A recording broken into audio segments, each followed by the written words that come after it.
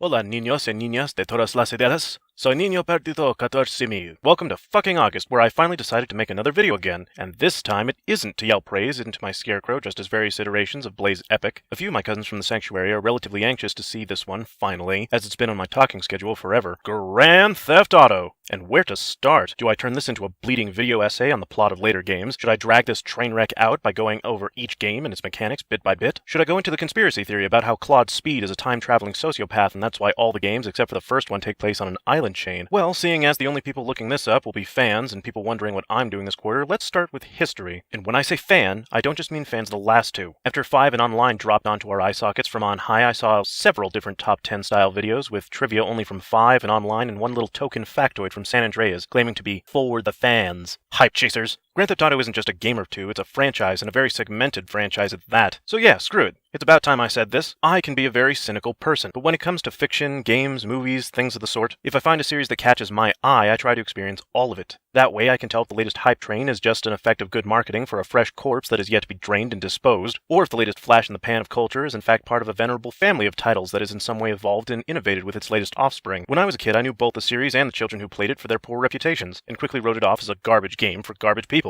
Then a full 7 years later, after I had turned 18, someone let slip that it was a sandbox game. And I thought, wait, I know those, in both their repetitive and not so repetitive varieties. So having a functional PS2 at the time, I bought the PS2 collection. And since that far-flung summer, I have since played all of them, to a point. Okay, I never finished 1 or 2, and honestly I couldn't get a working copy of 1961, but having played the series, I can say that GTA is indeed an evolved male power fantasy and not a pile of corpses with like one good one on life support. Of course, you may ask how it all got started, and many gaming historians will tell you that it was a glitch, which is the lamest excuse for a lie I have ever heard on the subject. The story starts with a bunch of nerds who would meet up to code small games in a Scottish nerd club during the 80s. They coded up some good ones, found a good match with Cynosis as a publisher, and after some schooling the nerds founded a company known as DMA Designs, and subsequently fell in love with one of their projects called Lemmings. Following that, they pissed off Nintendo as a publisher, relaunched some of their projects with Midway, and finally started work on a cops and robbers style game called Race and Chase. It's here they encountered a glitch in the alpha states of Race and Chase that made the police NPCs act like criminals.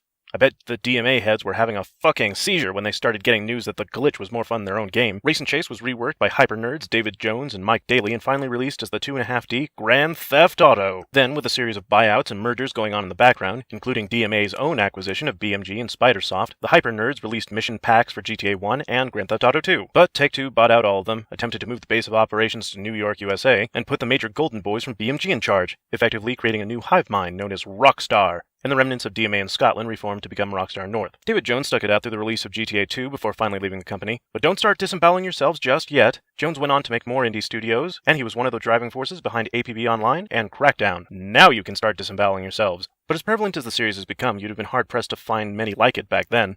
Sure, Body Harvest, also by Proto Rockstar, was an open-world sandbox, and RPGs at the time allowed for open-world exploration, but GTA doesn't require you to complete a series of challenges to play the game, or even make progress. Just think, in a world where Mario was telling children to move to the right, RPGs had you doing missions, and fighting games the world over had older brothers bludgeoning their fellow men to finish a game. GTA didn't. It was like, do whatever you feel like. The game. Sure, you could go to the blinking payphones and get threatened into doing some dirty work for the local crime boss for points to unlock the next city, or you could walk around like a normal person, get sworn at by passers-by, search for guns and collectibles, or you could jack a car and start gunning down those gang members who had to push you out of the way just one too many fucking times. The original GTA almost comes off like a game that allows you to do whatever you want and be whoever you want to be. They even let you play as a woman. Yes, really, at the start of every playthrough you can choose a person to be from 4 men and 4 women. Except it's not really true. No matter what character you choose, the sprite is always the same guy in blue jeans and yellow sweater. So when things do get violent, it's like Arthur Reed's just escaped from the Carson City Sanitarium. Again. The whole thing plays like kind of a first-person shooter with a top-down view. Buildings are already 3D, so I bet someone could easily make a mod that makes it play like third-person Doom, or GBA ports of Driver 3. 1969 is more or less the same story, except you drive on the wrong side of the road, the 4 men you can choose from are like progressions from Ringo Starr to Charles Manson, and the player sprite is always the same guy in a brown jacket and red bell-bottoms, so it's like the prequel to that 70s show we never got, or Doctor Who if it didn't suck. And GTA 2, the last of the 2.5D GTAs, managed to turn the series on its head by adding in layers to the game mechanics. GTA 2 was really the first one to embrace a single character, Claude Speed, and island chains as its setting, but with 3 islands to unlock, I think the right word might actually actually be archipelago. Each island has areas ruled over by 3 rival gangs, and your reputation stats with each one changes based upon what missions you do and how much trouble you cause in each area. Add in more competent steering, a few sci-fi weapons, some mods, a save function that requires you to make a massive charitable donation to a church. GTA 2 comes off more like do whatever you feel like too. Shit just got real. But with Looney Tunes level action and a massive tongue-in-cheek like you just walked in on your cousin kissing Gene Simmons. With the addition of more weapons, there's point gun to fire bullets, a line plasma rifle to shoot lightning, aim rocket launcher to become suicide bomber. The action is more punchy for sure, but I do hate the camera zooms in way too far if you're not moving fast enough. I understand it's supposed to be for more precise movements, but it covers parts of the screen I'd rather see than the zoomed in view of Claude's scalp. I'll cover Claude more in a later episode, but suffice to say that the main character is established as an amoral thug who may or may not look vaguely like Elvis. His interactions and missions with gangs seem to feel more like skirmishes or busy work for organized crime and not more variations of do this random thing or I'll rip your eyes out, Arthur. There's a ton of little details and improvements here or there, but I haven't really played enough of one or two to be an expert. Just enough to say that yes, Vice City, Liberty City, and San Andreas have been in there since the first game. 69 is awesome, if a bit flat, and 2 is a major improvement in every way except for the camera. If you're not willing to deal with an exploration game that keeps a fixed overhead perspective and for which you need to print out a fucking map to play, then I do recommend that you check out GTA the movie. Yes, there was a video released of Claude in an alternate costume tearing up the town, doing missions, and pissing off Zaibatsu Corporation enough for them to send out a hitman. And honestly, just watching it, the video looks like a dramatic version of everything that we got in GTA 3, just minus that bit with the assassin.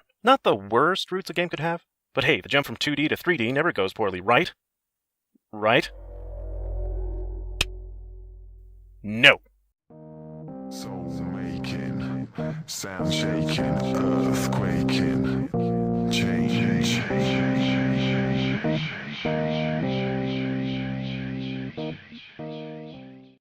Hey, have you picked up your tickets for Anime Bonsai this year? It's the largest anime convention held in Utah almost every year. This October, it'll be held the 19th through the 21st with pre-registration events on the 18th at the Davis Conference Center in Layton, Utah. All forms of animation are welcome. Games, movies, TV shows, actual anime, etc. Although, keep it kosher, guys. They do strive for a family-friendly environment after all. Pre-registration, the link's below, and pre-registration ends on August 31st. It's about $40 for a 3-day weekend pass. This year's theme is superheroes versus villains. There's also a scavenger hunt going on involving the characters from Yu Yu Hakusho, and hey, you might even see myself or other children from the sanctuary. Don't be a stranger.